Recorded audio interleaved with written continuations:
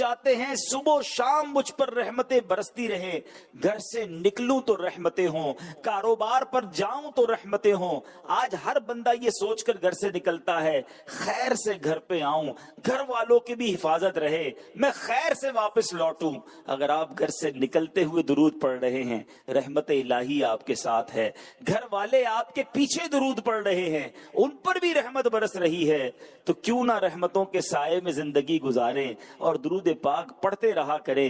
آگے سنیے میرے آقا فرماتے وَمَن صَلَّ عَلَيَّ أَلْفًا، جس نے مجھ پر 1000 بار درود پاک پڑھا۔ غور سے سنیے گا، آقا فرماتے وَمَن صَلَّ عَلَيَّ أَلْفًا، جس نے 1000 بار درود پاک پڑھا، زاحمت کتفہ کتفی علی باب الجنہ، آقا فرماتے جنت کے دروازے پر اس کا کاندھا میرے کاندھے سے چھو رہا ہوگا۔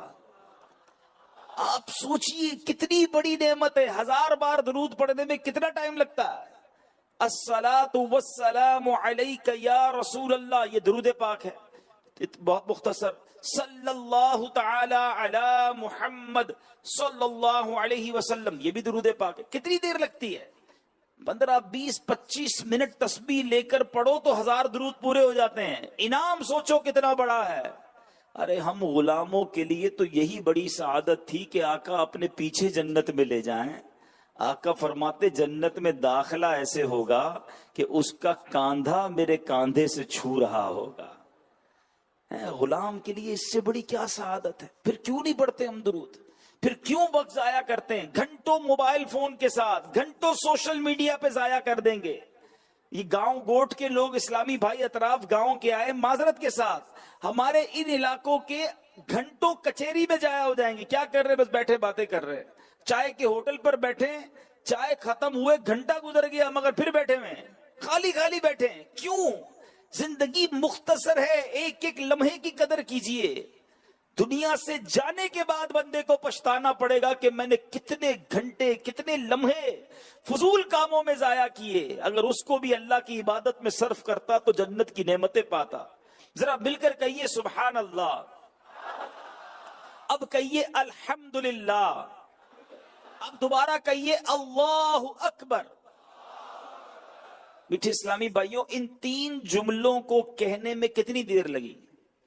30 سیکنڈ تقریباً، پورا منٹ نہیں لگا، آدھا منٹ۔ آدھے منٹ میں آپ نے سبحان اللہ، الحمدللہ، اللہ اکبر کہہ لیا۔ میں آپ سے پوچھتا ہوں، آپ جو بھی کرتے ہیں، کاروبار، نوکری، کاشتکاری، کسان، جو بھی آپ ہیں، آدھے منٹ میں کتنا کماتے ہو؟ پورے دن میں آدھے منٹ میں کتنا کماتے ہیں؟ تو شاید نہ ہونے کے برابر۔ آدھے منٹ میں کیا کمائیں گے حضرت؟ مگر میرے رب کی رحمت دیکھو، جو ایک بار سبحان اللہ کہے اس کے لیے جنت میں درخت لگا دیا جاتا ہے۔ ایک بار الحمدللہ کہے جنت میں درخت لگا دیا جاتا ہے۔ ایک بار اللہ اکبر کہے جنت میں درخت لگا دیا جاتا ہے۔ میں آپ سے پوچھتا ہوں، اتنی بڑی نعمتیں موجود ہیں اللہ کی، جنت میں نعمتوں کے وعدے ہیں، مگر میں گھنٹوں موبائل فون کے ساتھ ضائع کر دوں، میں دوستوں کے ساتھ بیٹھ کر فضول باتوں میں پورا دن نکال دوں۔ اس سے بہتر یہ نہ تھا کہ میرے ہاتھ میں تسبیح ہوتی، میں جب وقت ملتا اللہ کا ذکر کرتا، اللہ کے حبیب پر درود پڑھتا۔ سوچئے نا، دنیا سے جانا ہے، جتنی نیکیاں جمع کرنی ہے کر لیں، کہیں ایسا نہ ہو کہ ہر گزرنے والا دن ہمارے گناہوں میں اضافے کا باعث ہو۔ میرے میٹھے اسلامی بھائیوں، ایک بات یاد رکھنی ہے، ہر گزرنے والا دن میں اور آپ اپنی موت کے قریب ہو رہے ہیں، قبر کے قریب ہو رہے ہیں، ہماری سانسیں کم ہو رہی ہیں، جتنی لائف ہے وہ تو گزر رہی ہے نا۔ تو ہونا کیا چاہیے؟ اپنے دل پر ہاتھ رکھ کر سوچ کر بتائیے کہ ہر گزرنے والا دن نیکیاں بڑھاتا، اللہ کی فرما برداری بڑھاتا، یا ہر گزرنے والے دن غفلت بڑھاتا، گناہ بڑھاتا؟ بتائیے نا، قبر کے قریب ہو رہے ہیں مگر اللہ سے دور ہو رہے ہیں، دن بدن موت کے قریب ہو رہے ہیں، امتحان کے قریب ہو رہے ہیں، مگر گناہ ہے کہ بڑھتے جا رہے ہیں۔ یہ شیطان مردود ہمیں اپنے رب سے دور کر رہا ہے، ہمیں گناہوں بھری زندگی میں اور غرق کر رہا ہے۔ ہمیں معلوم ہے کہ کبھی بھی دنیا سے چلے جائیں گے، ہم میں کسی کے پاس یہ گارنٹی نہیں ہے۔ اگر کوئی پنجاب سے آیا ہے، کوئی سندھ سے آیا ہے، کوئی کراچی سے ہی آیا ہے کہ خیر سے گھر پہنچوں گا کہ نہیں، اگر یہی نہیں پتا کہ زندگی اتنی ہے کہ نہیں، تو پھر آج توبہ کیوں نہ کی جائے، آج اپنے آپ کو کیوں نہ بدلا جائے، آج یہ طے کیوں نہ کر لیا جائے کہ بس بہت ہو گیا، بہت نافرمانی کر لی اللہ کی، بڑی نمازیں قضا کر دی، بڑے گناہ کر لیے، اب زندگی ایسی نہیں گزاروں گا۔ اللہ سے وعدہ کرو، اللہ بڑا کریم ہے، سچی توبہ اور سچا وعدہ کر لیں تو وہ کریم سارے پچھلے گناہ معاف کر دیتا۔ دنیا میں ایسا نہیں ہوتا۔ دنیا میں اگر کوئی شخص غلطی کرتا ہے نا، مثال کے طور پہ اگر کسی کی تھانے میں رپورٹ چلی جائے اور اگر کیس چلے، اس کے بعد یا تو سزا ہو جائے یا معافی تلافی ہو جائے، کیس تو ختم ہو جاتا ہے، مگر وہ جرم، وہ غلطی کورٹ میں، پولیس اسٹیشن میں لکھی ہوئی ہوتی ہے۔ وہ انسان جب بھی اپنا کریکٹر سرٹیفکیٹ نکلوانے جائے گا یا کبھی بھی اس کے بارے میں معلومات لی جائے گی تو بتایا جائے گا کہ 1980 میں یہ جرم کیا تھا، 1985 میں یہ مقدمہ چلا تھا، 1990 میں یہ سزا ہوئی تھی، سب لکھا ہوا ہوگا، 20 سال پرانی باتیں بھی سامنے آ جائیں گی۔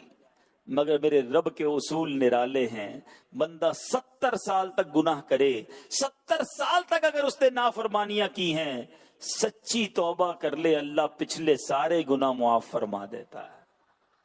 اللہ کے حبیب فرماتے ہیں التائب من الذنب کمن لا ذنب لہ، گناہوں سے توبہ کرنے والا ایسا ہے جیسا اس نے گناہ کیا ہی نہیں ہے۔ اب بتائیے، ایسے کریم کی بارگاہ میں بھی کوئی گناہ کرتا ہے، ایسے رحیم کی بارگاہ میں بھی کوئی نافرمانی کرتا ہے، جو بخشنا چاہتا ہے، جو معاف کرنا چاہتا ہے۔ ایک بڑا ہی شاندار واقعہ، حضرت موسیٰ کلیم اللہ علی نبینا علیہ الصلوۃ والسلام، ایک بار آپ جہاں رہتے تھے وہاں بارش نہیں ہو رہی تھی، بہت زبردست قحط ہو گیا، لمبا عرصہ گزر گیا، بوند بوند کو لوگ ترسنے لگے۔ حضرت موسیٰ علیہ الصلوۃ والسلام نے لوگوں سے کہا چلو مل کر چلتے ہیں میدان میں اور جا کر اللہ کی بارگاہ میں التجا کرتے ہیں کہ بارش ہو جائے۔ تو 70,000 لوگ جمع ہو گئے، ایک بڑے میدان میں جمع ہوئے، دعا کی گئی، بڑی دعا ہوئی، اللہ کے نبی ساتھ موجود ہیں۔ حضرت موسیٰ کا مرتبہ کیا، کلیم اللہ ہیں، اللہ سے کلام کیا کرتے تھے، آپ موجود ہیں اس مجمع میں، دعا ہو رہی ہے، بارش نہیں ہوئی۔ تو حضرت موسیٰ نے اللہ سے عرض کی، مولا اتنی دیر سے دعا ہو رہی ہے، اے کریم 70,000 لوگ تجھے پکار رہے ہیں، بارش کرم فرما۔ بارش نہیں ہوئی بلکہ دھوپ اور تیز ہو گئی اور کڑاکے دار دھوپ ہو گئی، بارش نہیں ہوئی، بادل نہیں آئے۔ اللہ کریم عز و جل کی طرف سے فرمایا گیا، اے موسیٰ بات یہ ہے کہ تیرے 70,000 کے مجمع میں ایک ایسا شخص بھی ہے جو 40 سال سے میری نافرمانی کر رہا ہے، 40 سال سے میری نافرمانی کر رہا ہے، میری بارگاہ میں گناہ کر رہا ہے، دلیر ہے وہ گناہوں پر۔ اے موسیٰ جب تک وہ بندہ تمہارے درمیان ہے بارش نہیں ہونی۔ یعنی اس کے گناہوں کی نحوست ایسی تھی کہ 70,000 لوگوں کی دعا قبول نہیں ہو رہی، بارش نہیں ہو رہی تھی۔ حضرت موسیٰ نے کہا مولا اتنا بڑا مجمع ہے، میں کیسے اعلان کر کے اس کو نکالوں، میری آواز کیسے پہنچے گی؟ دیکھیں نا آج تو پیچھے بیٹھے اسلامی بھائی، میری آواز مائک پر جا رہی ہے، مدنی چینل پر نہ جانے کہاں کہاں مجھے سنا جا رہا ہے، تو یہ تو ٹیکنیکل آلے آ گئے، اوزار آ گئے، ایسے ایکوپمنٹ آ گئے۔ اس زمانے میں تو ایسا نہیں تھا، 70,000 کا مجمع۔ اللہ نے ارشاد فرمایا اے موسیٰ تمہارا کام آواز لگانا ہے، پہنچانا ہمارا کام ہے۔